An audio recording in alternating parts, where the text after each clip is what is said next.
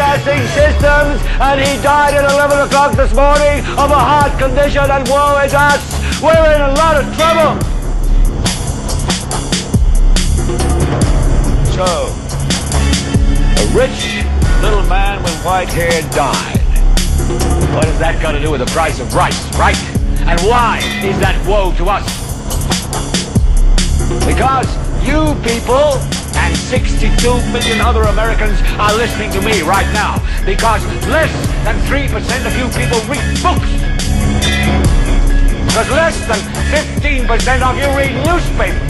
Because the only truth you know is what you get over this tube. Right now, there is an entire generation that never knew anything that didn't come out of this tube. This tube is the gospel, the ultimate revelation. This tube can make or break presidents, popes, prime ministers. This tube is the most awesome goddamn force in the whole godless world. And woe is us if it ever falls into the hands of the wrong people. And that's why woe is us that Edward George Ruddy died. Because this company is now in the hands of CCA, the Communication Corporation of America. There's a new chairman of the board, a man called Frank Hackett, sitting in Mr. Ruddy's office on the 20th floor. And when the 12th largest company in the world controls the most awesome goddamn propaganda force in the whole godless world, who knows what shit will be peddled for truth on this network. So you listen to me. Listen to me. Television is not the truth. Television is a goddamn amusement park. Television is a circus, a carnival, a traveling troupe of acrobats, storytellers, dancers, singers, jugglers, sideshow freaks, lion tamers, and football players. We're in the boredom-killing business. So if you want the truth, go to God. Go to your gurus.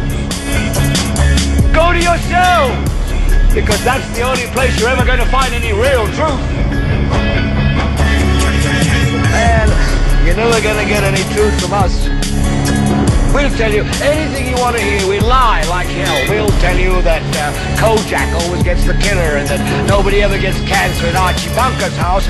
And no matter how much trouble the hero is in, don't worry, just look at your watch. At the end of the hour, he's going to win. We'll tell you any shit you want to hear. We deal in illusions, man. We were told the following. If President Kerr actually tried to get something more liberal out of the regents in his telephone conversations, why didn't he make some public statement to that effect? And the answer we received from a well-meaning liberal was the following. He said, would you ever imagine the manager of a firm making a statement publicly in opposition to his board of directors? That's the answer. I ask you to consider.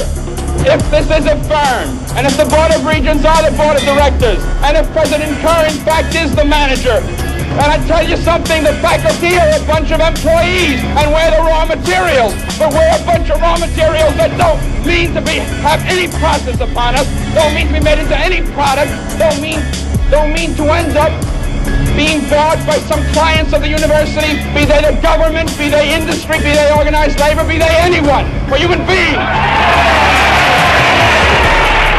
There's a time when the operation of the machine becomes so odious, makes you so sick at heart that you can't take part.